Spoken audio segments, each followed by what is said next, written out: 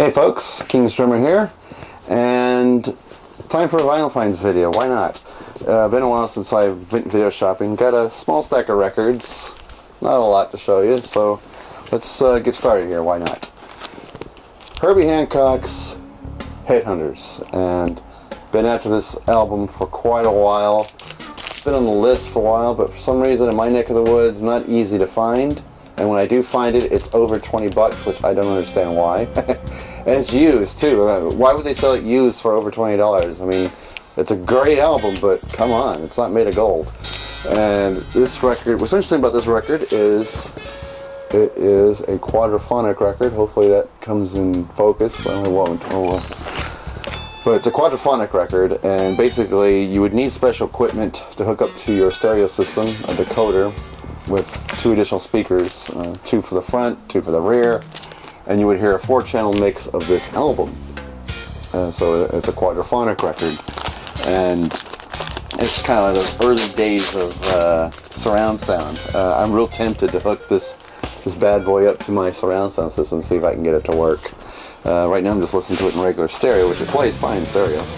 And it's on this really cool golden Columbia label. I guess all the quadraphonic records will have this label on it. I don't know, this is the first one I ever had. But it plays fine on a regular stereo system. And it sounds great. And I was reading, you know, Herbie Hancock and the producer of this album, whose name I can't see right away, David Robinson, or Rubinson, excuse me, Rubinson, did a special mix just for the 4-channel mix. So I wish I had the equipment to hear the special mix on this, but it sounds fantastic. The stereo mix I think is really good. The music is fantastic. Nice combination of jazz and funk grooves. This is a fun album, so I'm glad to finally have it in the collection. Glad to have tracked it down for 10 bucks. I'm glad I didn't pay the 22 or 23 I always see it for. And a badass album, and really happy to finally have this in the collection. So Herbie Hancock, Headhunters. Next up, a classic album from a classic band, I guess you could say classic rock, and I finally have my copy of it. It is the Beach Boys' Pet Sounds. It's kind of hard to get the whole album into frame there, but really cool. This is a Capitol reissue from 1980, and it's a mono mix. And I was just listening to it a few hours ago, and it does sound great. For mono, it sounds fantastic. I was a little bummed at first. I was like, a mono mix? Why can't I get a stereo one? But I actually like the mix on this. It's really good. And the music, of course, this is a classic record, so obviously the music is fantastic. But I do love this mono mix of it. Not a great copy, a Capitol reissue from 1980 in mono. Paid like $5 for it, and I just looked and thought it was like worth 20. So I guess that's a score for me. Not that I'm going to sell it. Not that I'm going to sell it. I'm just always curious about, you know, what can I get for it if I did want to sell it. But when I buy records, I buy them to keep them for the rest of my life, and such is the case with this record. And it's a great album. Obviously, it's a classic rock album. Everybody in the VC has shown their copy of it. And now here's my copy of it. So Beach Boys' Pet Sounds, fantastic album. Really love the arrangements on this. Music's great, and the mono mix sounds awesome. This is an interesting record. I've never seen this before, and real happy to have it. I was listening to it. Really cool mix on this. It's Devo Live. This is a live recording from 1980. It's a EP. There's only about 6 songs on here. Side 1 has Freedom of Choice, the theme song, Whip It, Girl You Want. And side 2 has Gates of Steel, Be Stiff, and Planet Earth. And what is interesting about this album is the packaging. Put in a Blake sleeve there, but let me take it out and show you. It's in this clear plastic vinyl, and the record just slips out here. And you know, this is not a regular, you know, jacket. It's just a cardboard. It's real stiff cardboard with this picture in the front and this picture in the back of it.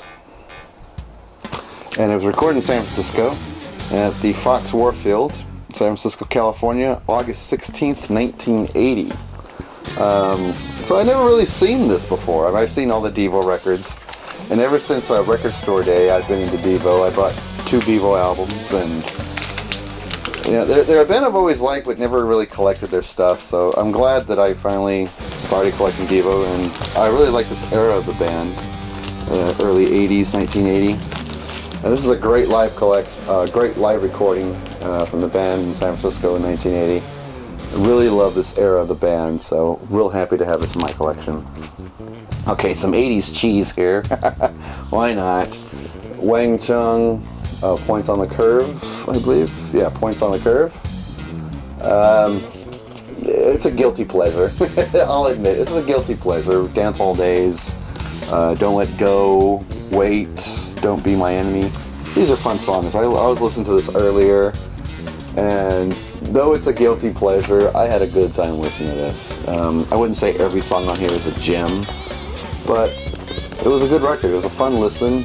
They're fun songs. I mean, Wang Chung can't be quite cheesy, but still a fun record. So just for guilty pleasure, Wang Chung. I got one from Depeche Mode, a 12-inch single for the song Personal Jesus. Really cool song. I always loved this song when it first came out. Sounds great on this, and that is a sexy back cover photo. Trying to show you without the glare. That is sexy. But it has the 7-inch version. It has a couple of remix versions of this classic song. Great tune. Sounded great coming out of the speakers. I really cranked this one. It's a great song, Personal Jesus. And also from Depeche Mode, an album that contains previously released material from the years 1981 through 84, and it's People Are People. Very interesting picture on the cover there. I can show you. Nice black and white photo. And I always loved the song People Are People from 1984, I believe. I remember that's the first song I ever heard from Depeche Mode, and I was really excited to see this. It was only a couple of dollars, and I thought, what the hell? I'll buy it. I think it's on Sire, right? Come on, get out. I can't even see. Yeah. So, Sire is the label. And I was listening to this. I wouldn't say every song is a classic cut, but there's some good songs on here. And People Are People, Now This Is Fun, Get the Balance Right. Those are songs that stuck with me. I don't think I've heard the whole thing yet, but pretty cool album. So, starting to build a little bit of Depeche Mode. Oh, now this is cool. Soundtracks from Tony Banks. I'm a Genesis fan, and you know, unfortunately, Tony Banks doesn't see much success in his solo records, and that's too bad because I think he's a talented songwriter. And this is a collection of songs that he did from some films. He does the soundtrack to films, from the film Quicksilver and from the sound Lorca and the Outlaws. And this is a collection of songs from those 2 films that he did.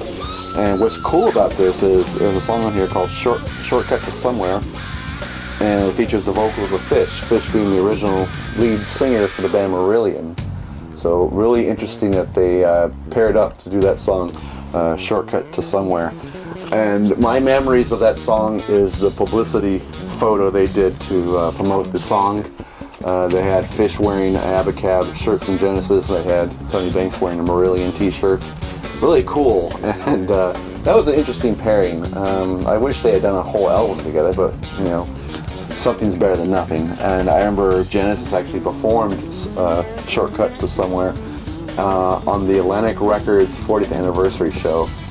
I think Phil Collins was singing the vocals. They did a medley of Genesis family material, like Mike McKennick's song, Phil Collins' song, and one from Tony Banks. And so Phil was singing the lead vocals that Fish would sing, and I remember he really messed up the lyrics.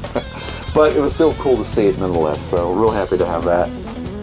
Speaking of keyboard era songs, The Art of Noise, Invisible Silence. Picked this album up. I have their first album, Who's Afraid of the Art of Noise. Really dug that. This one has the song Peter Gunn that featured Duane Eddy. I always loved their cover of Peter Gunn, and it sounds great on this album. I had the 12-inch single of it as well on vinyl. And also the song, I think it's called Paranormia. Yeah, Paranomia. And it features the Max Headroom, who was one of the first CGI characters from the 80s. So really cool song, really good record, but you gotta be in the mood for it. At least I do. Some of the songs sounded a bit strange to me, but I gotta get used to it. Overall, I do like it. So real cool album. And next up, I'm a big fan of the Talking Heads, and the bass player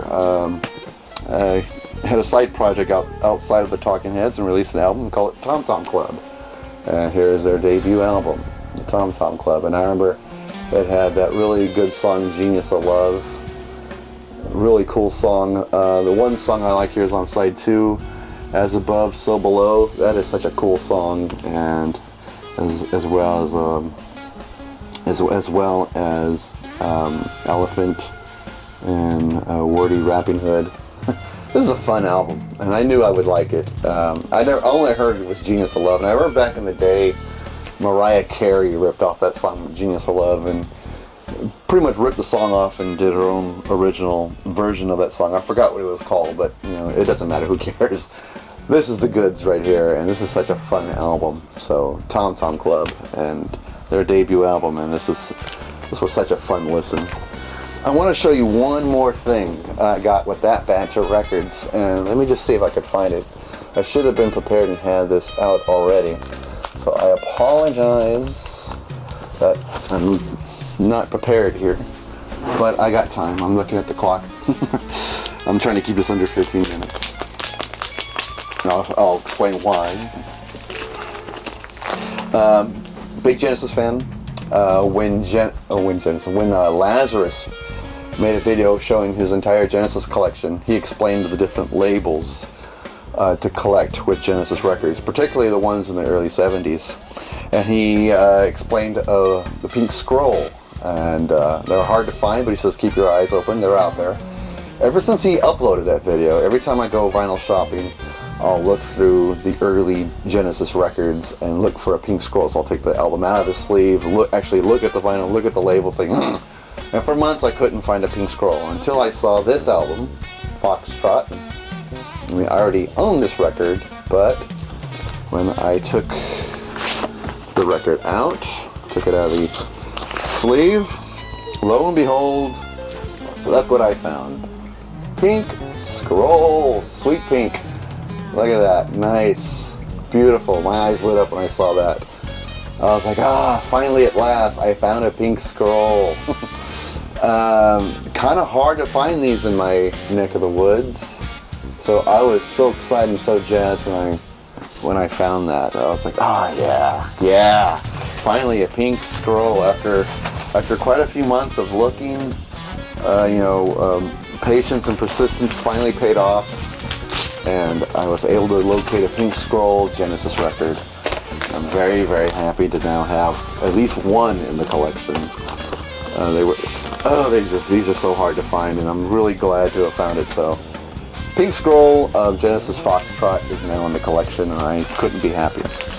Okay, how much time do I got left? A few minutes. This is my second time filming this video. When I was uploading, I got the message, like I've had for months, saying, congratulations, your account has been upgraded to where you can post videos over 15 minutes in length. And I've been doing that for months, and when I originally filmed this video showing these records, and a few more, my original video was 19 minutes, and every time I tried to upload it, it got rejected because of video length, and I couldn't believe that. So now I'm refilming this video just to make the YouTube Gestapo happy. Anyway, that's going to do it, folks. Those were my new vinyl finds, and I will see all of you at the next video.